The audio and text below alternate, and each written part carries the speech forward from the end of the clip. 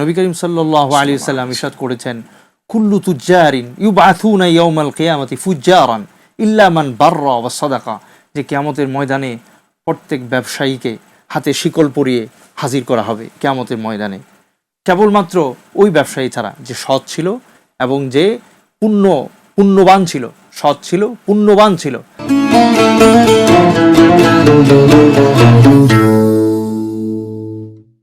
আসসালামু আলাইকুম ওয়া রাহমাতুল্লাহি ওয়া বারাকাতুহু। ইন্নাল হামদালিল্লাহ ওয়াস সালাতু ওয়াস সালামু আলা রাসূলিল্লাহ ওয়া বা'দ।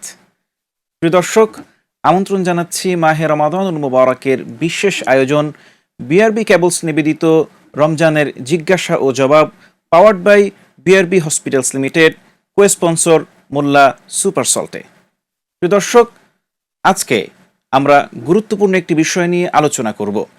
আমাদের আজকের আলোচনার বিষয় হলো পবিত্র কোরআন নাজিলের মাস মাহে রমাদানুল মুবারক। আল্লাহ সুবহানাহু ওয়া তাআলা এ মাসেই নাজিল করেছিলেন পবিত্র কোরআনুল কারীম। এ কোরআন আমাদের জন্য পথ নির্দেশ, এ কোরআন আমাদের জন্য হিদায়াত। দর্শক, আজকের আলোচ্য বিষয়ের উপর চমৎকার আলোচনা পেশ করার জন্য আমন্ত্রিত অতিথি হিসেবে আমাদের সাথে আছেন ঐতিহ্যবাহী সালামবাগ জামে মসজিদের সম্মানিত খতিব হযরত মাওলানা মুফতি শেখ ফয়জুল্লাহ হাফিজাহুল্লাহ। আসসালামু আলাইকুম ওয়া রাহমাতুল্লাহি ওয়া বারাকাতুহু। ওয়া আলাইকুম আসসালাম ওয়া রাহমাতুল্লাহি ওয়া বারাকাতুহু। শেখ, আপনাকে আমাদের আজকের এই আয়োজনে স্বাগতম। মারহাবান বিক। কেমন আছেন? আলহামদুলিল্লাহ, আপনি ভালো আছেন? আলহামদুলিল্লাহ, আল্লাহ তাআলার রহমতে ভালো আছি। শেখ, আল্লাহ সুবহানাহু ওয়া তাআলা পবিত্র কোরআন এই মাহে রমাদানুল মুবারকে নাজিল করেছিলেন, যে কোরআন আমাদেরকে সঠিক পথ নির্দেশ করে এবং আমাদেরকে দেয় সত্য ও মিথ্যা, ভালো ও মন্দের পার্থক্য বোঝার তৌফিক। মুহতারাম, আপনার কাছে আমাদের জানার বিষয় হলো, পবিত্র এই রমাদানুল মুবারকে আল্লাহ তাআলা এই কোরআন নাজিল করে এই রমাদানকে শ্রেষ্ঠত্বের মর্যাদায় নিয়েছেন, নাকি কোরআনের কারণে রমাদান কিভাবে শ্রেষ্ঠত্বের মর্যাদায় উন্নীত হয়েছে, এই বিষয়টি যদি একটু বলতেন। আলহামদুলিল্লাহ ওয়াসসালাতু ওয়াসসালামু আলা রাসূলিল্লাহ ওয়া বা'দ। মুহতারাম, কোরআন আল্লাহ রাব্বুল আলামিনের নাজিলকৃত আসমানি কিতাব, ঐশী গ্রন্থ, মহান পবিত্র গ্রন্থ আল কোরআনুল কারীম। কোরআনুল কারীমকে রমজানুল মুবারকে নাজিল করার মধ্য দিয়ে রমজানের মহিমা অনেক গুণ বেড়েছে। রমজানুল মুবারকে আল্লাহ তাআলা এই কোরআনকে নাজিল করে রমজানের মাহাত্ম্যকে বাড়িয়ে দিয়েছেন, যাতে রমজানে আমরা সিয়াম সাধনা এবং আধ্যাত্মিকতা অর্জন, তাকওয়া অর্জনের প্রতি আরও বেশি আমরা আগ্রহী হই, আরও বেশি চর্চা করি। আল্লাহ রাব্বুল আলামিন এই কোরআনুল কারীমকে রমজানুল মুবারকে নাজিল করেছেন, এক জায়গায় ঘোষণা করেছেন, শাহরু রমাদান আল্লাযী উনজিলা ফীহিল কুরআন হুদাল লিন-নাস ওয়া বাইয়িনাতিম মিনাল হুদা ওয়াল ফুরকান। এই মাসই সেই মাস যে মাসে আল্লাহ তাআলা এই কোরআনুল কারীম নাজিল করেছেন। এই কোরআন হলো গোটা বিশ্ববাসীর জন্য হেদায়েতের এক আলোকবর্তিকা। এর মধ্যে বর্ণিত হয়েছে মানব জীবনের যাবতীয় বিষয়গুলো সুস্পষ্টভাবে। কোরআনুল কারীমে আল্লাহ তাআলা শুরুতে যেমনটি ঘোষণা দিয়েছেন, যালিকাল কিতাব লা রাইবা ফি হুদাল লিল মুত্তাকিন, যে এই কোরআন হলো গাইডলাইন, হেদায়েতের আলোকবর্তিকা। কাদের জন্য? যারা মুত্তাকি, আল্লাহকে ভয় করে, যাদের অন্তরে আল্লাহর ভয় আছে, তাকওয়া আছে।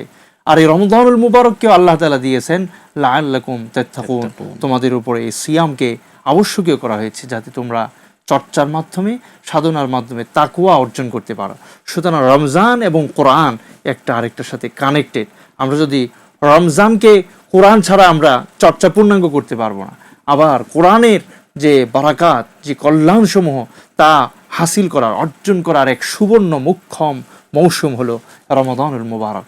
এই জন্য একসঙ্গে নবী করিম সাল্লাল্লাহু আলাইহি ওয়াসাল্লাম বলেছেন, আস-সিয়ামু ওয়াল কোরআন ইয়াশফাআন লিল আবদি ইয়াওমাল কিয়ামা ইয়াকুলু সিয়াম মানাতুহু রাব্বি আনিত তা'আম ওয়াশ শাহওয়াত ফাশাফি'নি ফিহি ওয়া ইয়াকুলুল কোরআন মানাতুহু রাব্বি আন-নাওম ফাশাফি'নি ফিহি। কিয়ামতের ময়দানে এই কোরআন এবং এই সিয়াম দুটোই বান্দার জন্য আল্লাহ তাআলার কাছে সুপারিশ করবে। সিয়াম বলবে যে, হে রব, আমি তো আপনার এই বান্দাকে তার মনস্কামনা পূরণ থেকে, তাকে পানাহার থেকে বিরত রেখেছিলাম। আপনি আজ আমার সুপারিশ তার ব্যাপারে গ্রহণ করুন, তাকে জাহান্নাম থেকে মুক্তি দিন, তাকে জান্নাত দান করুন। একইভাবে কোরআন আল্লাহ তাআলার কাছে সুপারিশ নিয়ে হাজির হবে যে, আল্লাহ, এ ব্যক্তি তো রমজানের রাতগুলোতে আমাকে তিলাওয়াত করেছিল, ঘুম থেকে বিরত থেকেছিল, জাগ্রত অবস্থায় কাটিয়েছিল। আজকে আপনি আমার সুপারিশকে তার ব্যাপারে কবুল করুন। মাশাআল্লাহ, মাশাআল্লাহ, খুবই চমৎকার শেখ আপনি আলোচনা করছিলেন। অর্থাৎ কোরআন এবং রমাদান একটা আরেকটার সাথে কানেক্টেড, ওতপ্রোতভাবে সম্পর্কিত। একটাকে ছাড়া আরেকটা পূর্ণাঙ্গ হয় না, অপূর্ণ থেকে যায়। এই রমাদানুল মুবারক যেহেতু কোরআন নাজিলের মাস, এবং আমরা আমাদের উলামায়ে কেরামের কাছ থেকে, আমাদের আকাবির এবং আসলাফদের কাছ থেকে পাই যে এই রমাদানুল মুবারককে তারা কোরআনে অনেক বেশি গুরুত্ব দিতেন, কোরআন তিলাওয়াতের প্রতি, অন্যকে কোরআন শিখানোর প্রতি অনেক বেশি উদ্বুদ্ধ করতেন। আমাদের যে সকল দর্শক আছেন তাদের জন্য আপনার কাছে আমাদের প্রশ্ন হলো যে এই রমাদানকে কাজে লাগিয়ে কিভাবে তারা কোরআনকে চর্চা করতে পারে, এবং এই কোরআনের চর্চায় কিভাবে তারা এই রমজানটাকে সুন্দরভাবে কাটাতে পারে। মুহতারাম, কোরআন নাজিলের মাস মাহে রমাদান, বছরের 11টি মাস আমাদের জীবন থেকে চলে যায়। এমনও অনেক মানুষ আমাদের সমাজে রয়েছে 11টি মাসে একটা দিনও আল্লাহর পবিত্র কালাম, এই গ্রন্থ একবার হাতে নেওয়ার সুযোগ তাদের হয় না। এমন অসংখ্য মানুষ আছে যারা কোরআনের এখনও একটা আয়াত বিশুদ্ধভাবে তিলাওয়াত করতে পারে না। এমন অসংখ্য মানুষ আছে যারা এই কোরআনুল কারীম একটু দেখে পড়ার মতো যোগ্যতা এখনও অর্জন হয়নি। এমন অনেক আছে যারা বিশুদ্ধভাবে পড়তে পারে না। তাদের সকলের জন্যই এক সুবর্ণ সুযোগ নিয়ে এসেছে এই রমাদানুল মুবারক। রমজান মাস যখন আসতো তখন আমাদের সালাফ, পূর্বসূরিগণ, তাদের কর্মসূচি কি ছিল যদি আমরা দেখি, অবাক হয়ে যায় যে কিভাবে তারা কোরআন চর্চায় আত্মনিয়োগ করতেন। কিতাবে পাওয়া যায় যে ইদা দাখলা শাবান কানা সালাফ আকাব্বু ইলাল মাসাহিফ ওয়া ওয়ানশাগালু বিহ, যে আমাদের সালাফ তাদের স্বভাব ছিল যখন রমজান মাসের আগের মাস শাবান আসতো তখনই তারা কোরআন চর্চার প্রতি এতটা উদ্গ্রীব হয়ে উঠতেন যে তারা ঝাঁপিয়ে পড়তেন কোরআন চর্চার জন্য, যাতে রমজানে তারা পূর্ণ এই সুফলটা ভোগ করতে পারেন, পেতে পারেন, ফসলটা ঘরে তুলতে পারেন। এবং এক সাহাবী ছিলেন সালামা ইবনে কুহাইল, ওনার ব্যাপারে আছে ইদা দাখালা শাবান আদখালা হানুতাহু ওয়া আকাব্বা ইলাল মুসহাফ, যে যখন শাবান মাস আসতো তার বিরাট ব্যবসা প্রতিষ্ঠান ছিল, তিনি তার ব্যবসায়িক শোরুমগুলোকে বন্ধ করে দিতেন, তালা লাগিয়ে দিতেন, এবং শাবান মাস থেকে তিনি কোরআন চর্চায় আত্মনিয়োগ করতেন যাতে রমজানে কোরআন থেকে তিনি অধিক থেকে অধিকতর উপকৃত হতে পারেন। সুন্দর আলোচনা করছিলেন। এবং যেই সাহাবীর কথা আপনি বললেন যিনি ব্যবসায়ী ছিলেন, রমাদানুল মুবারক আসলে তিনি ব্যবসাকে বন্ধ করে, ক্লোজ করে তিনি কোরআনের প্রতি বেশি সময় দিতেন। আমাদের সমাজের বাস্তবতায় আমরা দেখতে পাই যে রমাদানুল মুবারক আসলে আমাদের ব্যবসায়ীরা আরও বেশি ব্যবসার প্রতি ঝুঁকে যায়, আরও অধিক মুনাফা কিভাবে অর্জন করা যায় সেই দিকে তারা ধাবিত হয়। এই বিষয়টাকে আপনি কিভাবে মূল্যায়ন করবেন? মুহতারাম, আমাদের সালাফ যারা ছিলেন তারাও ব্যবসা করতেন এবং ব্যবসায়িক মুনাফা অর্জনের প্রতি তাদের আকাঙ্ক্ষা ছিল, কিন্তু তাদের এই আকাঙ্ক্ষাকে কখনোই তাদের আখেরাতের ব্যবসার যে মুনাফা সেটা অর্জনকে ম্লান করতো না। রিজালুল্লাহ তুলহিহিম তিজারাতুম ওয়ালা বাইউন আন যিকরিল্লাহি ওয়া ইকামিস সালাতি ওয়া ইতাইজ যাকাত। তারা ছিলেন এমন কিছু মানুষ, আল্লাহ তাআলা প্রশংসা করেছেন যে তারা ছিলেন এমন কিছু মানুষ যাদেরকে এই ব্যবসা, তাদেরকে দুনিয়ার বৈষয়িক কাজকর্ম, ব্যস্ততা, কোনো কিছুই তাদেরকে তাদের আল্লাহর জিকির এবং নামাজ আদায়, কোরআন তেলাওয়াত থেকে তাদেরকে বারণ করতে পারতো না, বিরত রাখতে পারতো না। তো তাদের মাথায় সবসময় ছিল যে আখেরাতের মুনাফাটা সবচেয়ে বেশি যাতে আমার অর্জন হয়।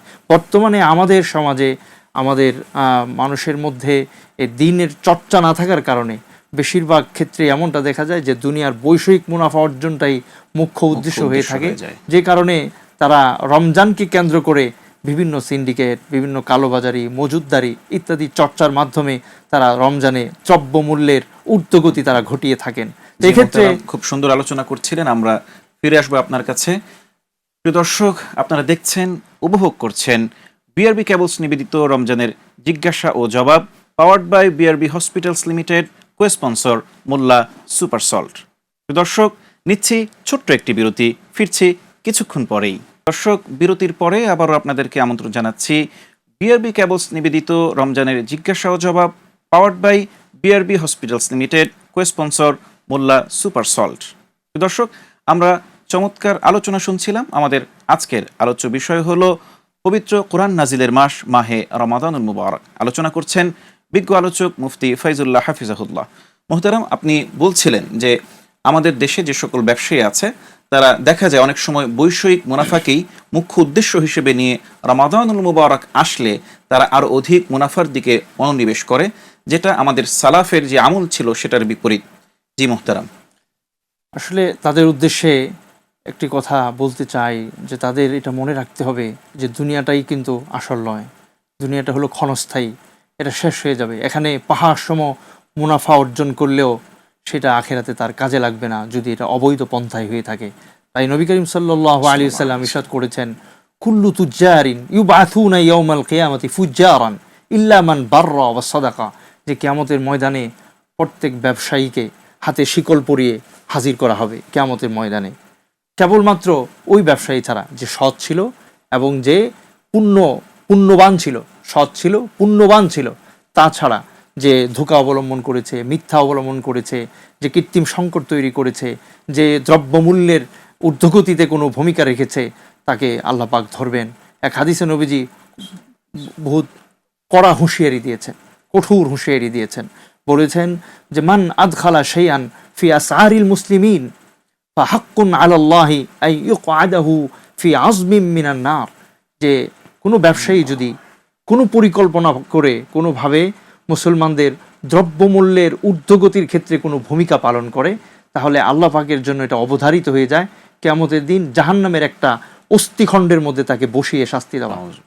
এই জন্য নবী করিম সাল্লাল্লাহু আলাইহি ওয়াসাল্লাম লানত করেছেন, আল মুহতাকিরু মালউন ওয়াল ওয়াল ওয়াত্তাজিরু মারজুক ওয়াল জাহলিবু মারজুক, যে সম্পদকে পণ্য সামগ্রীকে ধরে রাখে, কুক্ষিগত করে, মজুদদারি করে, তার উপর লানত, অভিশাপ। কাজেই দুনিয়াতে এই সমস্ত মজুদদারি করে, কালোবাজারি করে, সিন্ডিকেট তৈরি করে, কৃত্রিম সংকট তৈরি করে দ্রব্যমূল্য বাড়ানো যাবে, অধিক মুনাফা অর্জন করা যাবে, কিন্তু এটার কোনো সুফল আখেরাতে সে ভোগ করতে পারবে না এবং দুনিয়াতেও তার আত্মিক প্রশান্তি হাসিল হবে না। সাহাবাই কারাম, আমাদের সালাফ যারা ছিলেন, তারাও ব্যবসা করেছেন। উসমান রাদিয়াল্লাহু আনহু পৃথিবীর শ্রেষ্ঠতম ধনী একজন ব্যবসায়ী ছিলেন। মদিনায় তার যে পণ্যগুলো আসছিল, 100 উটের উপরে বহন করা সেই পণ্যগুলো মদিনার দিকে আসছিল।